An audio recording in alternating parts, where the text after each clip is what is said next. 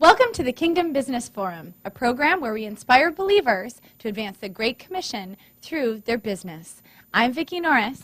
I'm Patrice Sage. Now, I met Patrice when I went through his Biblical Entrepreneurship Training Program. It personally transformed me and my business. Now I operate with a kingdom in mind, and I'm passionate about helping you advance the Great Commission through your workplace.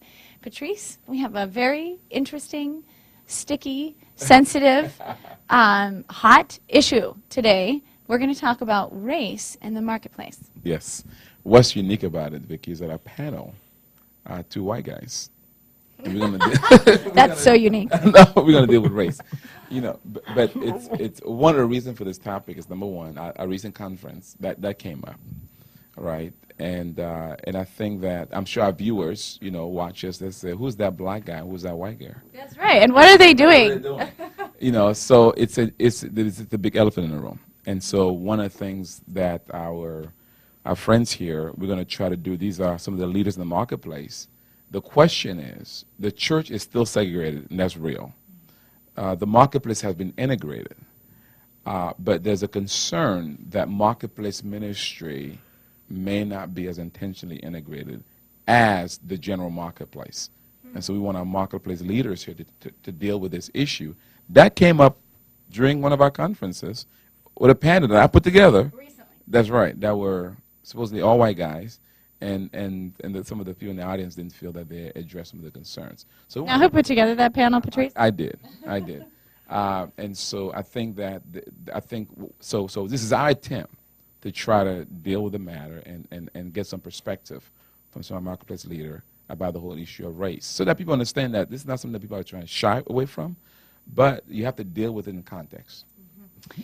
Thank you for that. And, you know, too, I think this is probably just opening the subject. I think that we'll probably have many more shows about this, and I hope to have a lot of shows, too, about other sticky issues on the Kingdom Business Forum. You know, I have a passion for removing personal obstacles. You know, what are those things in your life, the secret things in your life that are keeping you from being successful? You know, what are the men and women and the divide that is between men and women in the marketplace? I mean, I think we want to deal with those issues on this show because we want this to be authentic. I just don't want every group to come on the Kingdom Business Forum to have us do a show on their own issues. All right, so as long as we're all clear about that. We are here to help you advance the Great Commission through your business at the Kingdom Business Forum. And today we have with us our friends, Oz Hillman, president of Marketplace Leaders and author of 11 books, and today God is First, daily e-devotional, and Ford Taylor, owner of FSH Consulting Group, developer of the Transformational Leadership Conferences, also an executive and strategic consultant. Welcome to the program, Ford and Oz.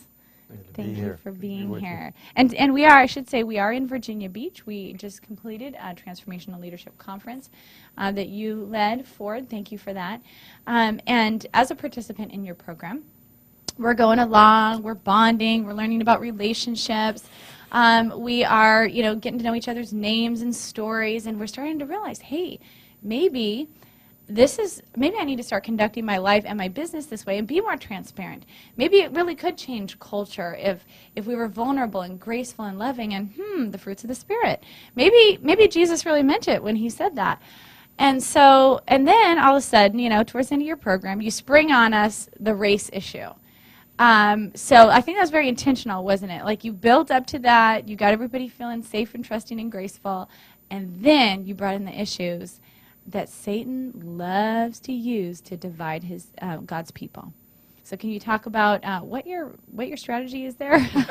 Well, it's not a strategy. As you sat through the 3 days, you notice we built, as you said, to a place where there's a relational capital built up to be able to really touch on some sticky issues, as you call them.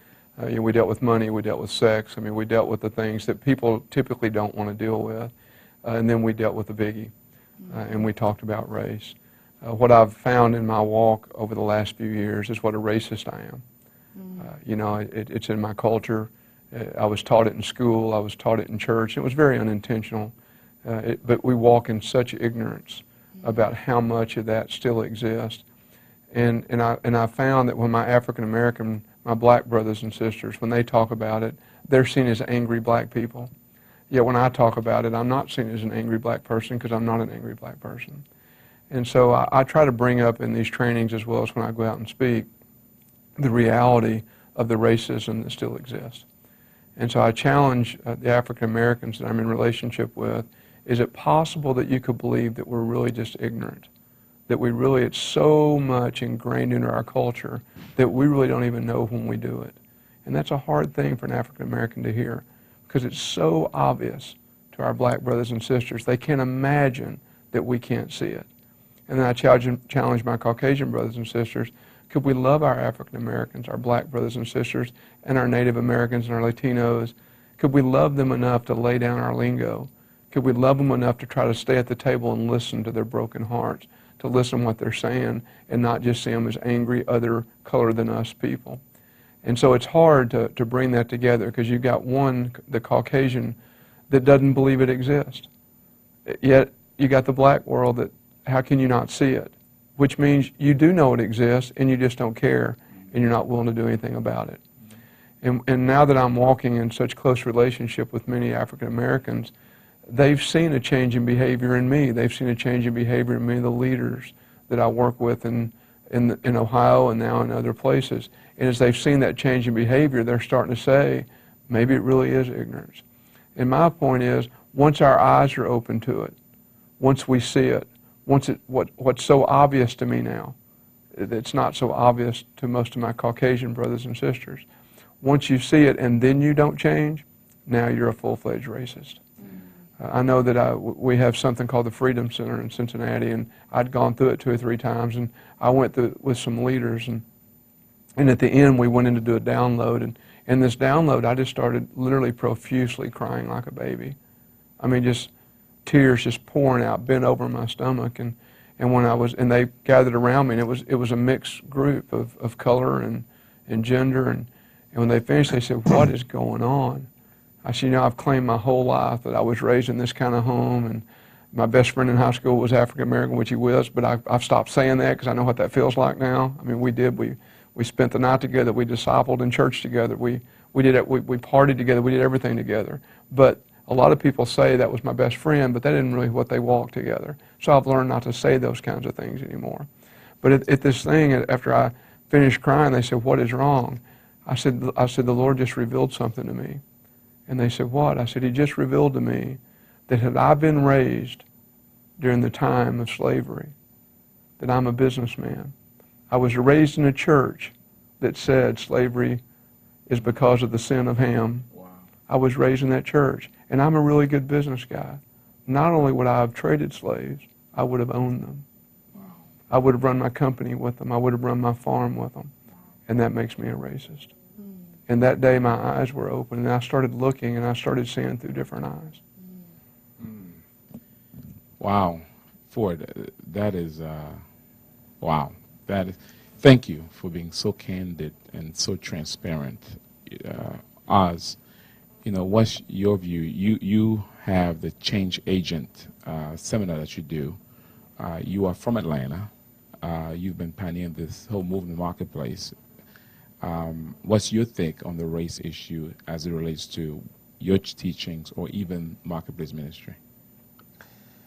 Well, my thoughts on this go several years back, because I was raised in the Deep South and raised with racism and the culture that I grew up in, and it's the older I get, the more I'm aware of it, in terms of some of the issues that were there, and even the subconscious things of how, as a white man, how we relate to different races, And it was about 6 or 7 years ago, I was doing a conference, and one of the men that was on our team was a black man who had been with Motown back in the early days, and he was a pastor, and we were having dinner together, and I'd always wanted to ask someone that I got close enough that I could ask this question of, and I said, if you were to rate racism today from 1 to 10, being 10 the most and 1 the least, I'd like to find out what you would rate, and before you do that, I want you to write it down, and I'll write my number down, and you write your number down, and you tell me what you come up with. And well, I wrote down 4, and he wrote down 7. And I said, okay, tell me why you wrote that. And he says, well, you know, racism, you know, it's different than it was 30 years ago, but it's still very much a part of our culture. It's just that it's underneath the surface much more today than it was 30 years ago. And so what I realized is that even my view of that issue was very slanted because of, you know, from where I was viewing it from, not from someone who experienced it every day. And so it was very helpful to kind of see that. And then recently I finished writing another book on becoming a change agent.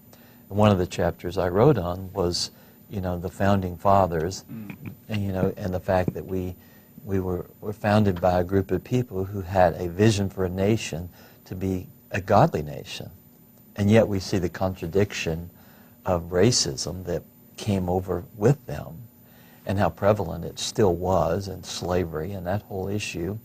That got passed down as the years went on to how we treated Native Americans and different races. And, you know, it's funny that, you know, we can have a form of religion, but yet we can be blinded to certain things because of either how we were raised or generationally it comes into us, and we don't deal with it. We just, because of, you know, of course, England was driven by, it was such a heavy money thing, you know, for them.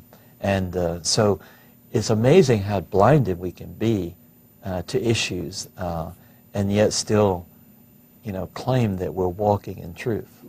Where do we go from here? How do we make sure that we are intentional within the movement of marketplace ministry, that it doesn't model today's segregated church? Well, Teresa, the word that both of you have used is we have to be intentional. It's not going to just happen. One of the things that I encourage my marketplace as well as pastoral and across all these spheres, would we be willing to love our brothers and sisters enough to change our terminology?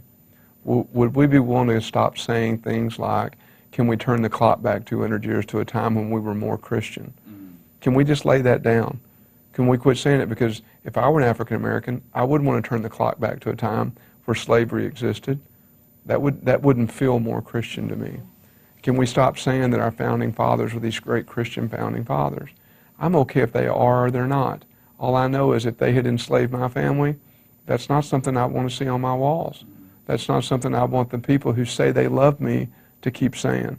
So how can we be intentional? If we have, there are so many smart, intelligent African American business people just looking for an opportunity. How can we help? If we're working in companies, bring them into the companies to work with, in the Caucasian companies. They have open doors in African American companies. They don't have as many open doors in Caucasian companies. Open the doors for them to get in there. Open the doors for training and equipping that maybe they've not had access to in the past. Stop being, acting like get over what happened all those years ago. Quit saying words like, isn't it time to get over it? Okay, it hasn't been that long. You know, in one day, a war ended. And in one day, we went up and said, you're free. And they said, what's freedom? And one day we said, here's money. And they said, what's money? And one day, a culture that we trained to breed one another, to use them to breed slaves and separate family. And one day we said, now, one man and one woman. And we never have really done anything to train and equip and undo that. Wow. We've not given tools of how to invest your money, how to save your money, how, only recently, how important it is for the father in the home. See, we blame it on the African Americans. We put that in place. Wow. We taught this culture to them in this country when we said, separate from your spouse, separate from your children, have many lovers, breed kids for slavery. And now, and as much as I hate to say it this way, some of that's perpetuated, and we've not done anything to undo it. So what happens? It moves over in the marketplace.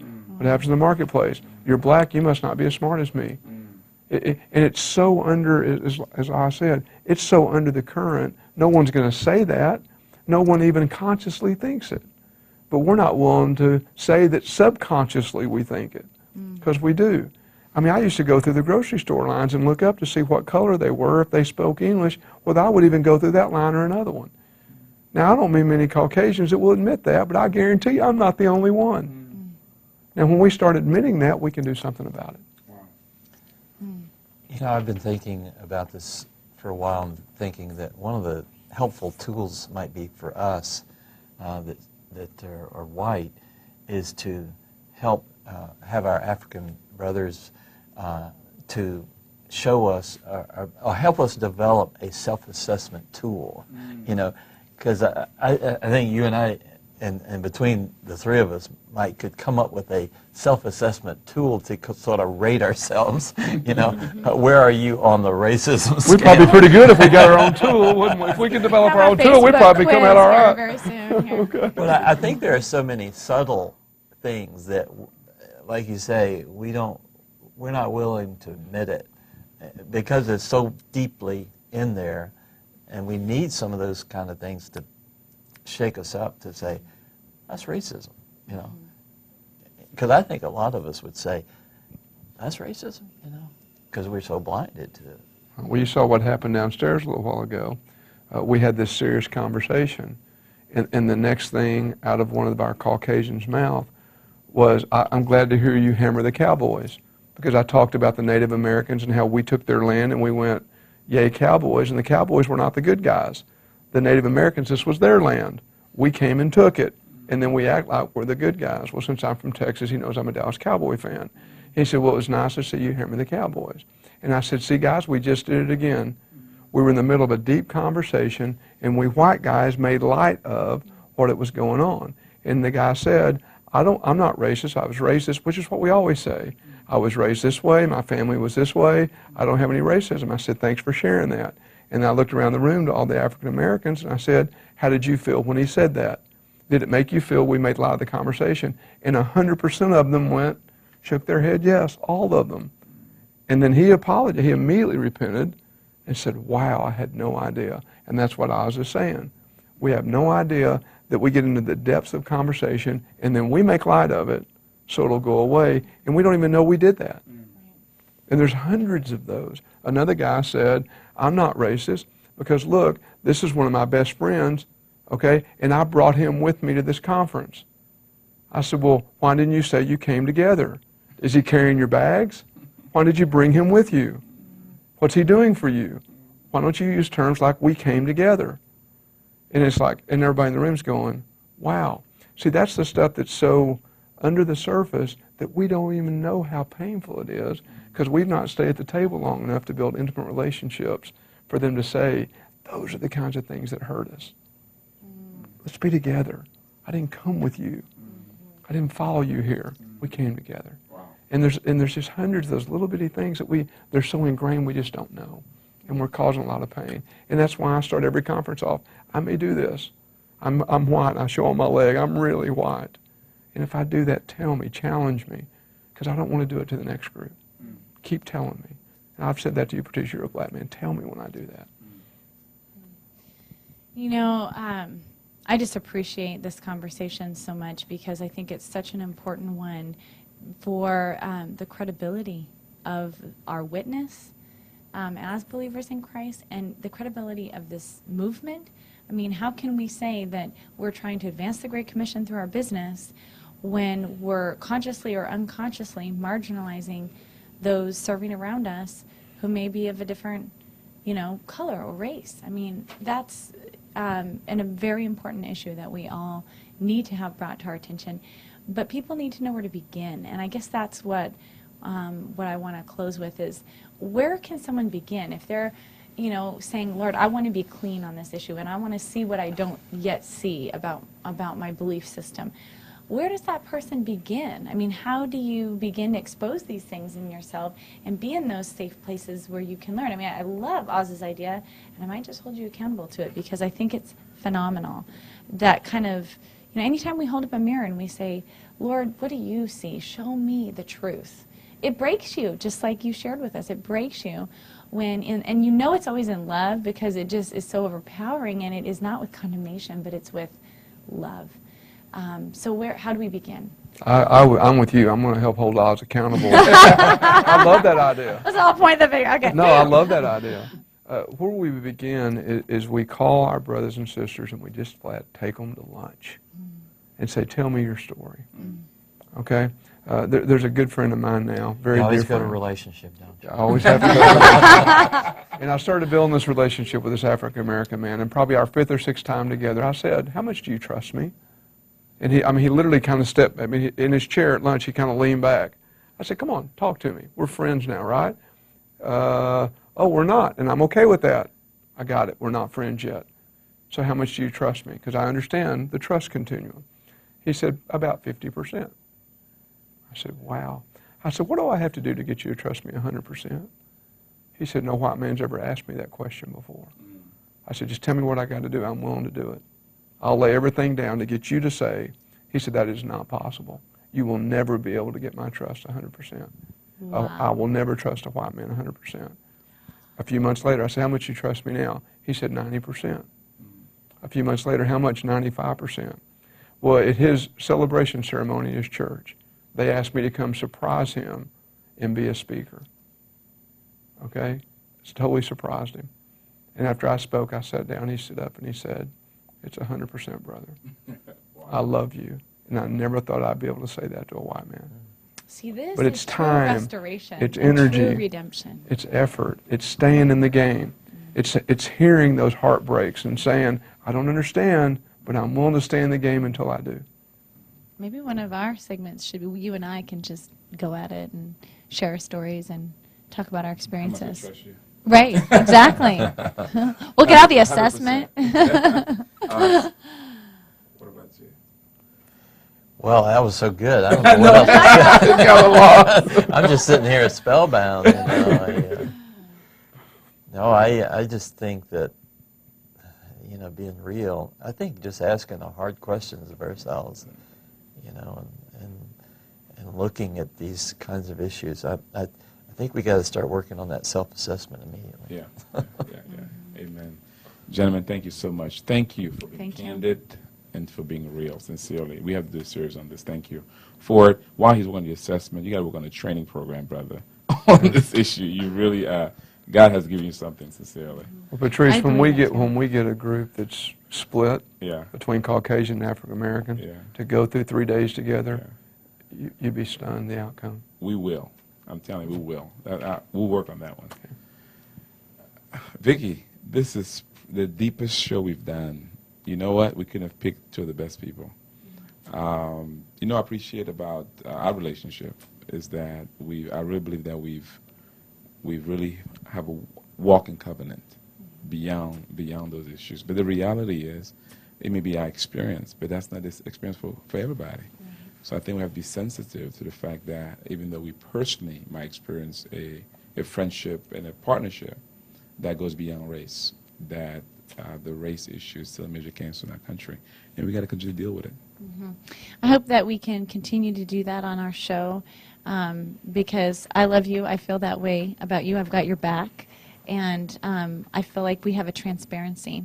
And hopefully just that alone will be an encouragement to our listeners that maybe even that can break a few barriers down and they can begin to take the advice of Ford and Oz and begin to open up those difficult conversations, because part of, as I said before, the credibility of our witness is, are we really willing to have those secret places exposed and be totally clean before the Lord and let Him show us things.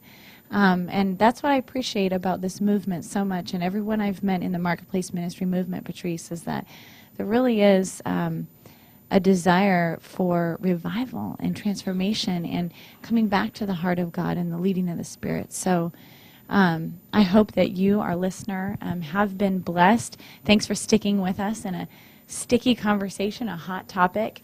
I hope that it's made you think a little bit, and we'd love to hear from you on this subject. You can go to our fan page at the Kingdom Business Forum on Facebook and write to us. Tell us your thoughts. Tell us what you want us to talk about on future shows. We need that feedback from you because we want to continue to equip you in every way that we can to advance the Great Commission, to bring the kingdom on earth through the platform and the gifts that God has given to you. Thank you for tuning in today. We bless you and we appreciate you.